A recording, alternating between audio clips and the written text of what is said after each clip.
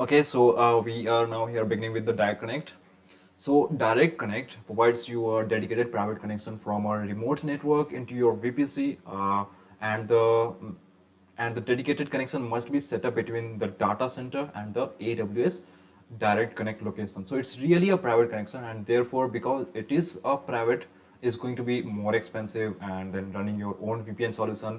And then when you want to access the services of AWS, you are going to access them through the private VIF.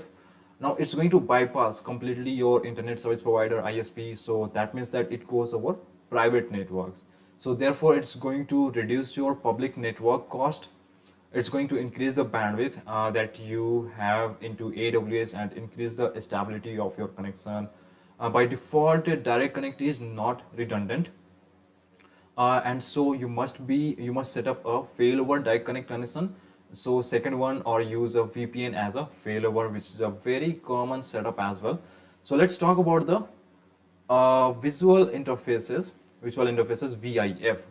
So you have two kinds of VIF for direct connect. You have the public VIF, which allow you to connect to the public AWS endpoints, for example S3 buckets, EC2 services, or anything AWS, okay. And then you have a private VIF to connect your resources within your VPC, and that are going to be private, that will come private. So your EC2 instances, your application load balancer, and so on. Then you have a transit virtual interface, which allow you to connect your resources in a VPC through a transit gateway. So overall, the VPC endpoint, they cannot be accessed through private VIFs, virtual interfaces. So you actually don't need them. You can just directly connect to the endpoints through the direct connect connections, and that's it.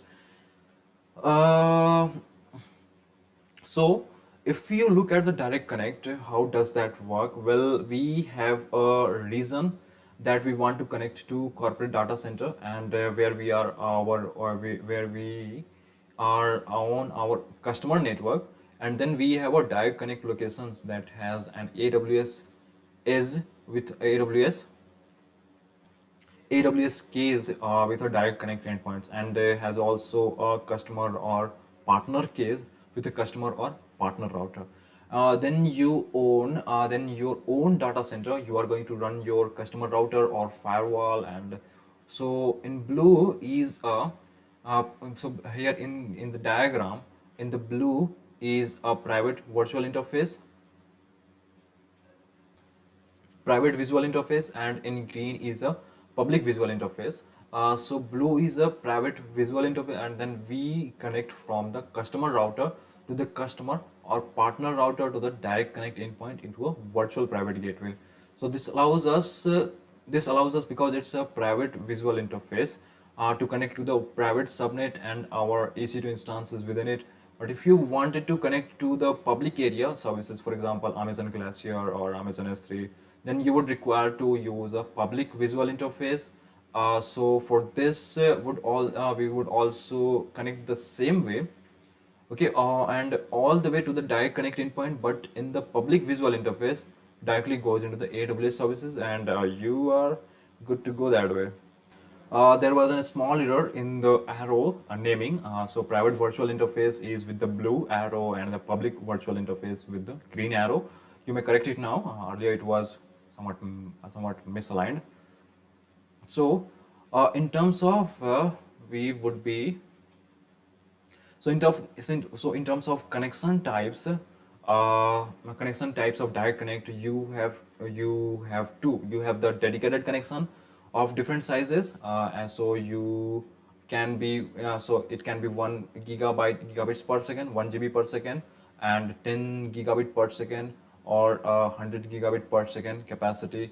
And it's going to be a physical Ethernet port dedicated to you, a customer, and Ethernet dedicated to you, a customer like and then you make first request to AWS to get it. Then it's going to be completed by your direct connect partner, and within a month you will have your connection. Or you could do a hosted connection in different forms. For example, hosted connection could be running from 50 megabit per second to 500 megabit per second to 10 gigabit per second. So, and here instead of making the request to AWS directly, you make it via AWS Direct Connect partners, And then the cool thing about it that you can add or remove capacity on demand into the hosted connection. So you can also select, like 1 2 5 10 gigabits at select direct connect partners. Now the lead time to get the direct connect connection either way are usually longer than 1 month for new connections. So contact the AWS support. It would take around more than 1 month to get the direct connections for your account. So now, what about encryption on direct connect? So well, by default, data in transit is not encrypted on direct connect, but it is private to you because it's using a private connection. So if you wanted to also encrypted data, then you would need to use direct connect in combination with a VPN to get IPsec encrypted private connection.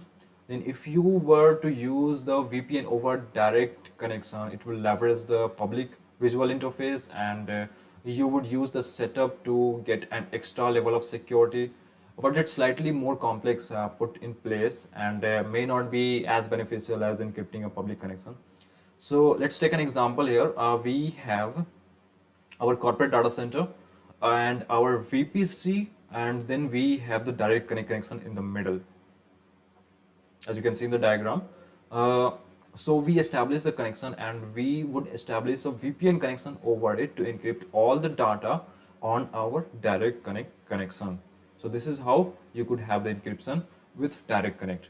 Now we have also now we also have lag, that is the link aggregation groups on direct connect, and this is to increase the speed of your direct connect connections, and also would allow failover by summing up like the existing direct connect connections into one logical bigger one. So you can aggregate up to 4 connections active in an active active mode, and you can add connections to lag over time. So if you want to start by 1, then 2, all the way up to 4, you can so the way it works. So let me show you the diagram here. So this is the diagram, and actually we'll just have a look at the diagram. Maybe if you draw it, and based on that we are actually making here the comprehensions. So if you want to start by 1, then and then 2, all the way, like you are making 4 direct connect connections. You can show so the way it works, that we have our direct connect locations connected to our corporate data center, and we'll have one connection set up. We'll also have a second connection set up, and then we can create a lag or link aggregation group by adding connection 1 and connection 2 together. And similarly, if we have a different direct connect location, connection B, a different direct connect location, connection B, in the location B, then we can also sum up these connections together to get a second link aggregation group. So all the connections in lag must be dedicated connection. They must have the same bandwidth, and they must terminate at the same AWS direct connection endpoint. So you can also set if you wanted to minimum number of connection for a lag to function, but by default it's going to be 1.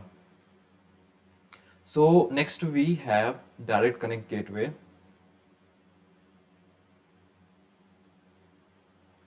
And the use case is that you want to set up a direct connect connections into one or more VPC. So in many different regions within the same or across accounts, okay, you want to set up a direct connect connection into one or more VPC in many different regions or within the same or across accounts. So in that case, you must set up a direct connect gateway, because otherwise it would not be scalable for you to set up a direct connect connection into each and every region. So we have 2 regions here, or any one of your customer network. So any we have 2 regions. So we have 2 regions, and here any of your customer network, so any of you can be the customer network. Now you are going to establish a direct connect connection into one specific region, but then you are going to connect the private visual interface into a direct connect gateway, and the gateway is going to talk to private visual interface of each VPC. you are trying to connect to, and the role to the gateway is going to distribute, to allow your direct connection to be directly connected to the multiple regions, multiple VPCs in AWS. Finally, so this is how the direct connect gateway works. So finally, you can also leverage the direct connect gateway with a transit gateway. So as shown in the diagram, so the transit gateway allow you to link up together many VPC, okay, and VPNs connections and direct connect connections also. And at the very top of the very top for you to like the connect your transit gateway to direct connect, and you must go through a direct connect gateway. All right. So here in the diagram has been shown like there is the 4 VPC been connected, one is with the VPN been connected, direct connect been gateway been connected. So this is it for the direct connect. I hope this was not a long lecture, but still maybe you liked it or not liked it. Maybe you can write in the comments, and I hope you liked it. So I will see you in the next one.